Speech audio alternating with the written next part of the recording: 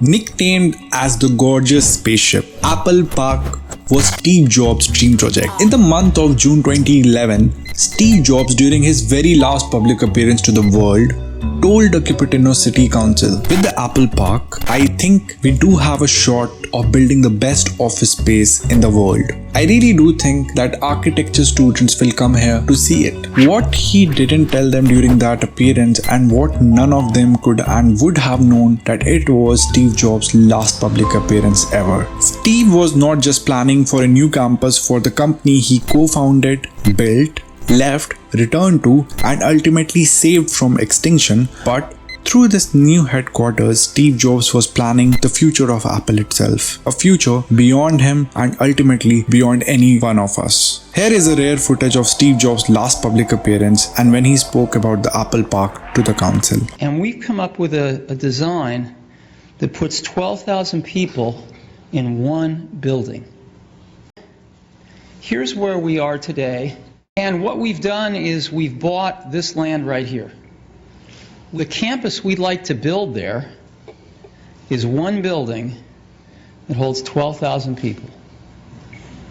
And it's a pretty amazing building. Let me show it to you. It's a little like a spaceship landed. The breathtaking Apple Park project was announced by Steve Jobs way back in 2006. The idea for a new headquarters was devised by Steve Jobs and Apple's former chief designer Johnny Ive, who has been responsible for a vital role in the designs of the iMac, iPod, iPhone, iPad, MacBook, as well as the Apple stores. Ive was the first choice to design the project, who worked very closely with Norman Foster, a British architect and designer, for close to 5 years, designing every detail from the glass panels to the elevator buttons. Now, this astonishing and futuristic Apple Park looks like a giant spaceship which took 8 years to get all the permits and close to 5 years to build. The construction began in 2014 and it cost Apple a freaking $5 billion, which makes the renowned Apple Park one of the most expensive buildings on planet Earth. In this video, you and I are going to deep dive inside the Apple Park and explore the buildings, theaters and facilities which makes it an amazing and astounding modern marvel. Now, before we move on and take a peek into the Apple Park, for similar interesting videos, business stories and unique case studies, do hit the subscribe button and also like this video. This enormous ring-shaped building is a definite reflection of the Apple brand and what the visionary Steve Jobs had in mind. The design echoes back the sustainability portion as well as the futuristic technology which we are bound to see from Apple. Originally, the total cost estimation for the Apple Park was a mere $500 million. Yet the land in itself costed $160 million.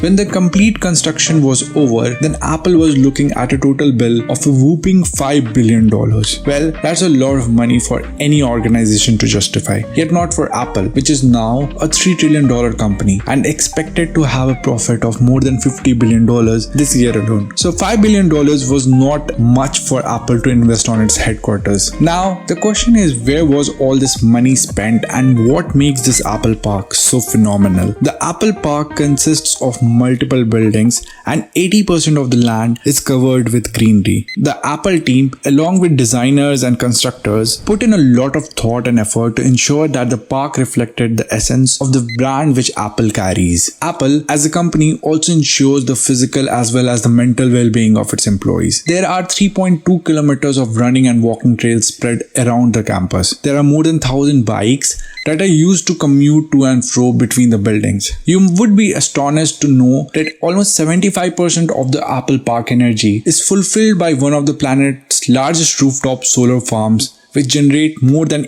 18 megawatts of power. The remaining power needs are completed by biofuel or natural gas. Apple's Park main building, aptly called the Ring, also leverages the natural ventilation system. To put that into perspective, it doesn't use the traditional cooling or heating which other buildings use. The Ring has 4 flawless stories and hosts the office space for more than 13,000 Apple employees. To complete a walk around the complete circumference of the campus, it takes around 15 minutes, and the flawless panorama panoramic view is totally spectacular through an average of 45-foot long curved glass panels. These are the largest curved glass panels in the world. Well, the Apple Park was designed in a way to motivate the employees to interact and brainstorm ideas, and that's the crucial reason the office space is formed into pods and open office spaces. Not all the employees were happy about the open office approach, with many writing to John Gruber, who is a technology journalist, and criticizing the approach. A lot more complained about the walls and doors which were transparent glass, and many actually ran into it. In fact, couple of workers got injured and had to call 911 and required hospitalization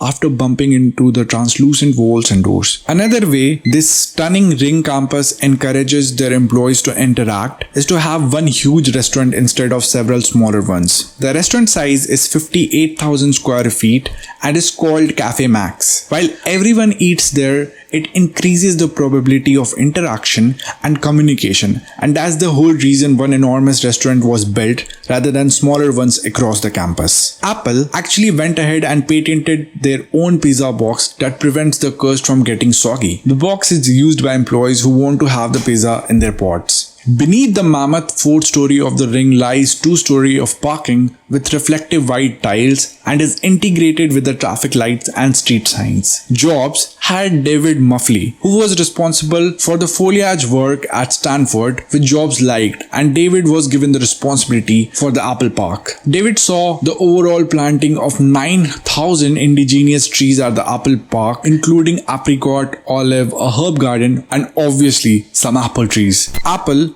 also added an artificial pond very similar to the ring building, which was obviously another perfect circle. There is also a rectangular field with the iconic rainbow structure which serves as a stage for performers, shows and speeches. The rainbow structure uses the same colors which the Apple logo used and features arcs which can behold lighting equipment. It is also crucial to specify that the ring is not the only building in the Apple Park. If you walk to the northwest part, you might reach a place which is a bit out of place. It's called the Glendinning Barn. This barn was built out way early in 1916 and it happened to be the same land which Apple bought for the Apple Park. The idea was to demolish it, yet considering it was already declared a historical site by the city council, Apple planned to use the barn as a maintenance and storage of landscaping materials. Beside the barn, Apple built a 100,000 square feet fitness and wellness center which includes group workout rooms, showers, changing rooms, laundry services and a two-story yoga room which is covered in stone. Not any other stone but a special stone which was specially sourced by Steve Jobs. By the way, if you want to know the untold and unseen story of Apple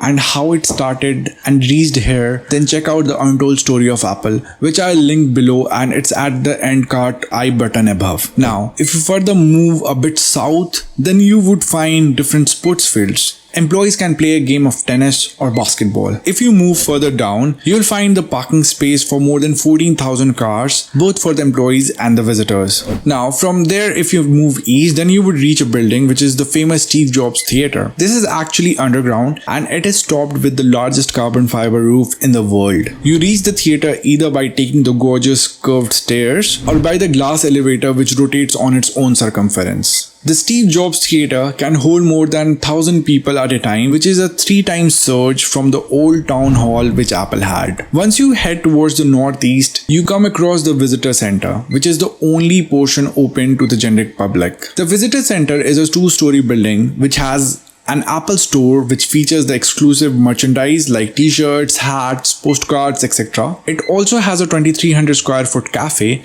and exhibition area that has a 3D model of the Apple Park. Here is a quick video for you to watch. This is Apple's new campus. It's called Apple Park. Everyone wants a peek inside, but that's not really our style. So right next door, we designed an augmented reality exhibition that would give visitors a way to explore the park. We started with a model that's made from the same aluminum as most of our devices, but its reflective surface proved exceptionally difficult to track. So advanced computer vision software had to be written that allowed us to extract distinguishable features from the camera image. These features combined to create different holistic views of the model, each unique like a fingerprint, which can be matched to every possible position a user might view from. Simultaneously, an enormous amount of stunning photoreal content needed to be generated. This is fairly straightforward for simple geometric buildings, but organic objects like trees are some of the most complicated shapes you can try to render in 3D. And we needed to render over 3,000 of them at the same time on mobile hardware. And every tree is species accurate. The lighting is rendered in real time, the roads are populated with cars, every building is full of hundreds of tiny little people. You can raise the ground to see inside the Steve Jobs Theater, and there's even ways for users to learn about the building's innovative use of solar power and natural heating and cooling. Getting all these details in while still achieving the visual quality and performance needed for a great experience required an unbelievable level of optimization.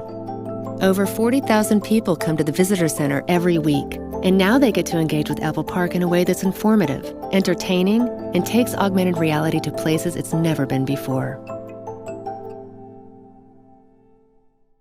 The visitor center also has a terrace which overlooks the entire Apple campus, and it also beholds 700 parking spaces. By the way, in case of an earthquake, the underground is isolated in a way that it can shift to 4 feet in any direction. The Apple Park, which is costed at a stupendous $5 billion, had received its share of criticism for being so extravagant. Tim Cook, the current CEO of Apple, says, "Steve Jobs' vision is reflected all around us at Apple Park. He would have loved it here. This place he dreamt of, the home and inspiration for Apple's future innovations." Now, if you reached here, then please do subscribe to the business channel Alpha Use. We talk about stories, entrepreneurship, tools, tips, and tactics for business. We also review case studies so you can learn from them and apply in your own business.